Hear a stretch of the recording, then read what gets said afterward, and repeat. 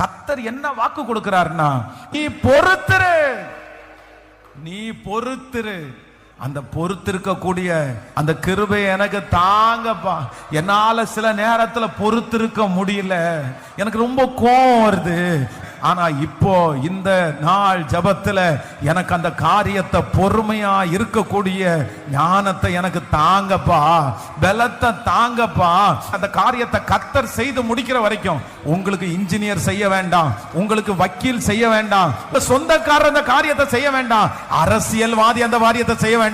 கர்த்தர் செய்கிற வரைக்கும் பொறுத்திரு. உங்களுக்கு என்ன வேண்டும் என்று அவருக்கு தெரியும். அதுவும் எந்த நேரத்தில் என்ன வேண்டும் என்று அவருக்கு தெரியும். ஆனா கர்த்தர் வாக்கு கொடுக்கிறாரு, இல்ல நான் ஒரு நோக்கத்திற்காக தான் அதை வச்சிருக்கிறேன், நீ பயப்படாத, உனக்கு எது எப்ப வேண்டும்னு எனக்கு தெரியும். கர்த்தர் ஒவ்வொன்னையும் பார்த்து